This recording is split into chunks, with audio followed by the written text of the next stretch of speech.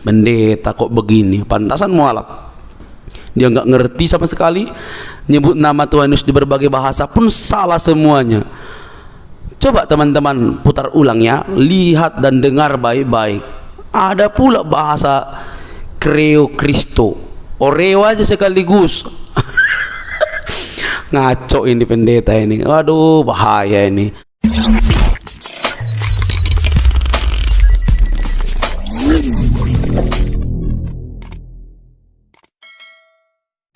Bismillahirrahmanirrahim. Warohil Kudus al-ilahul wahid. Demi nama Bapa, Putra dan Roh Kudus, ketiganya yang esa. Shalom sahabat yang dikasih oleh Tuhan, berjumpa kembali dengan saya di channel ini. Terima kasih telah mendukung perkembangan channel ini dengan cara subscribe, memberi like, sehingga video dari channel ini direkomendasikan oleh YouTube untuk menjangkau banyak orang. Dan teman-teman boleh memberikan komentar yang cerdas dan kiranya bersedia terus mendukung saya dengan cara men-share video dari channel ini di berbagai media teman-teman. Tuhan memberkati kita. Sahabat yang dikasih oleh Tuhan, kali ini kita akan melihat seorang pendeta lato-lato. Kenapa saya sebut pendeta lato-lato? Karena asal main tabrak saja, kotak gitu ya kan. Permainan yang viral saat ini, lato-lato ya namanya. Oke lah, tidak penting, pokoknya pendeta lato-lato lah. Dia di antara para pendeta ya. Ada Ustadz Kainama, ada si Mumet, ada si Gustan. Nah, mereka ini sedang berbangga ria, bangga kenapa menjadi mualaf. Ya pantas saja mualaf. Uang menyebut nama Tuhan Yesus yang berlainan bahasa saja salah.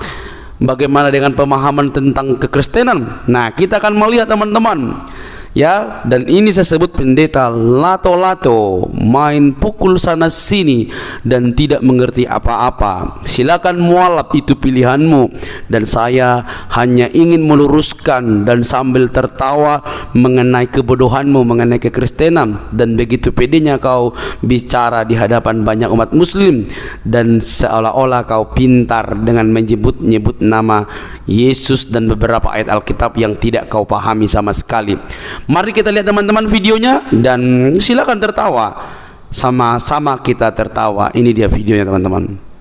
Dan itu bahkan sudah ribuan tahun. Nah, untuk itulah maka kami sebagai mantan-mantan pendeta ini, kami mengambil satu keputusan yang bagi kami adalah keputusan yang luar biasa, di mana kami mendapat hidayah, kami mendapat kesempatan untuk bisa artinya memberikan penjelasan yang sebenarnya, bahwa sesungguhnya Yesus itu hanyalah sebagai nabi, Yesus itu hanyalah sebagai guru, dan dia tidak sama dengan Tuhan. Tadi Tuan Guru bilang, tunjukkan ayat yang Yesus seperti Bapa. Nah, ini ayatnya, Yohanes pasal 14 ayat 9. Ya. Namun engkau tidak mengenal aku, barang siapa telah melihat aku, ia telah melihat Bapa. Betul. Bagaimana itu? Jadi barang siapa yang telah melihat aku, dia telah melihat Bapa. Jadi ini ada beberapa ayat yang mungkin disalah mengerti.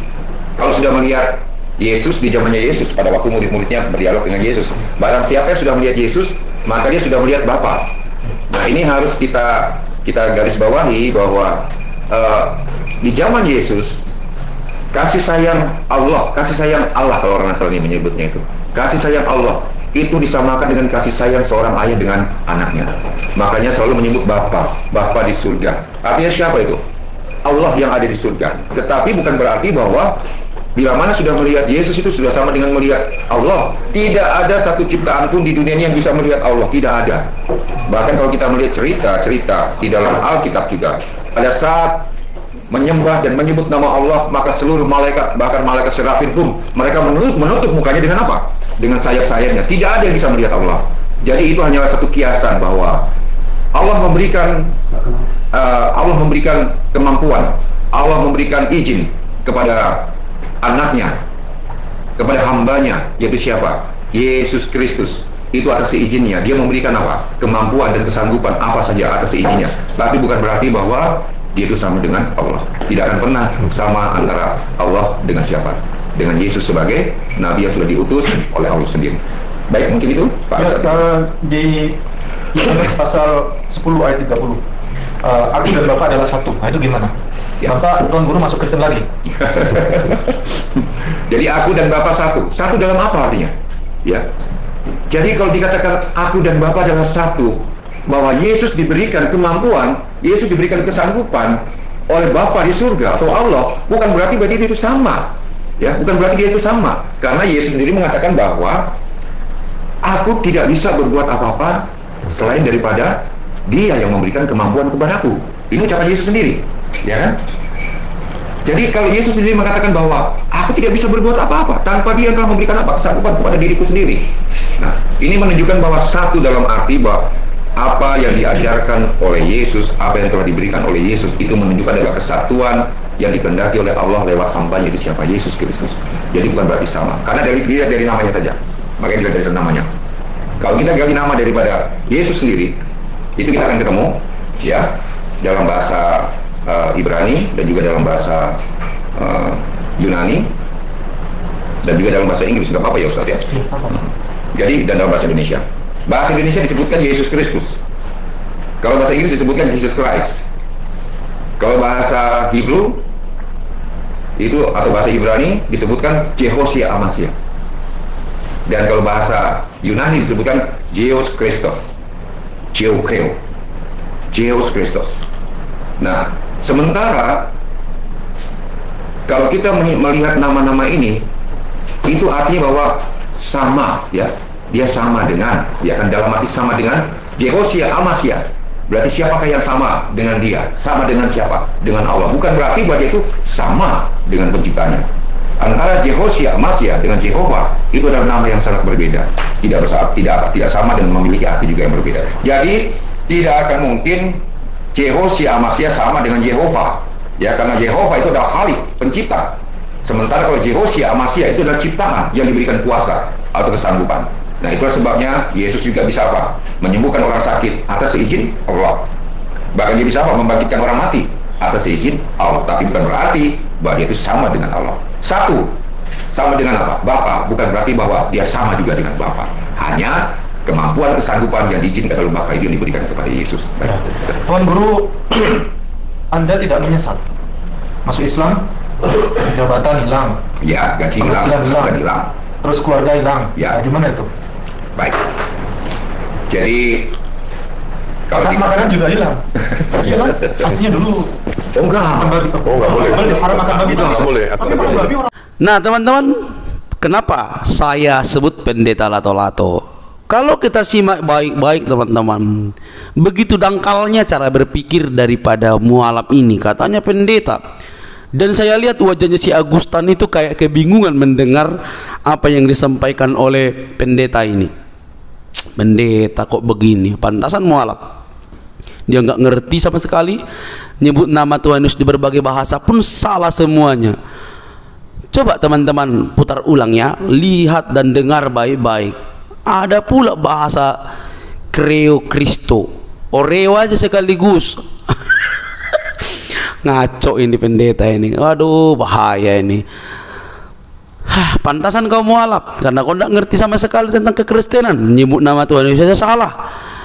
Aduh, sudah salah lagi mengartikan atau menafsirkan Alkitab. Bahaya ini. Dan bangga-bangga pula itu. Dan disebut Tuan Guru. Ya Tuan Guru lato-lato, asal ngomong saja gitu ya. Nah, kenapa saya akhirnya mengomentar ini? Sebenarnya saya malas, tapi saya lihat pendeta lato-lato ini teman-teman. Begitu pede ngomong gitu ya, dan disebut lagi Tuan Guru. Aduh, bahaya ini. Siapa namanya ini? Teria Ustadz apa namanya? Ipung ya. Oke, sebut lagi Tuan Guru. Aduh. Oke, kita akan tangkapi.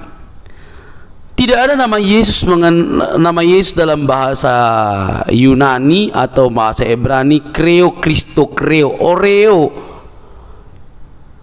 Kamu belajar di mana? Pendeta apa kamu ini?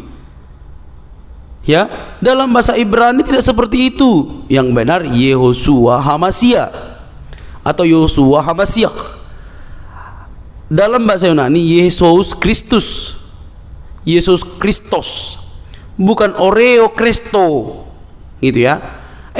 Teman-teman Muslim, supaya teman-teman Muslim percaya dengan apa yang saya katakan. Ini zaman internet. Saya beri kesempatan buat Anda untuk ngecek apa yang dia katakan itu. Dalam bahasa Ibrani, Yunani pakai Oreo lagi, Kreo Kristo apa lagi. Aduh. Ini dipercaya. Teman-teman muslim, tolong dong buka di Google. Saya tiru nih, Ahmad Kainama ini ya, Yesus Kristus dalam bahasa Ibrani atau nama Yesus Kristus dalam berbagai bahasa, supaya teman-teman tidak dibodohi orang-orang yang demikian gitu ya. Jangan kalian bangga karena dia pendeta, katanya pendeta, bagi saya bukan pendeta ini. Jangan kalian bangga karena dia memakai istilah pendeta lalu Anda mengagung-agungkan dan apa yang disampaikan itu benar. Ini sudah salah gitu. Nah, menyebut nama Tuhan Yesus dalam berbagai bahasa saja salah, apalagi lah pemahamannya. Kita lihat pemahamannya teman-teman. Ustadz Ipung berkata tentang bagaimana Yesus dengan Bapa itu satu. Ini juga sudah keliru. Dia tidak memahami antara kemanusiaan Yesus dan juga keilahian Yesus atau kealahan Yesus. Kalau kita belajar teks daripada Alkitab, khususnya Perjanjian Baru, kadang Yesus menyatakan dirinya seolah-olah lebih rendah dibandingkan Bapa Allah sendiri. Kenapa? Maka kita harus pelajari konteksnya. Kenapa harus pelajari konteksnya? Karena Alkitab itu harus dipahami berdasarkan konteks, tidak bisa lepas dari konteks itu. Kalau Yesus berkata seperti yang dikatakan oleh Ipung, pendeta lagi Ipung ini, Ustadz Ipung ini, maka Yesus sedang berbicara keilahian, bahwa dia Allah yang tak terpisahkan dari Allah. Yesus itu firman yang tidak bisa terpisah dari Allah. Firman itu yang menjadi manusia.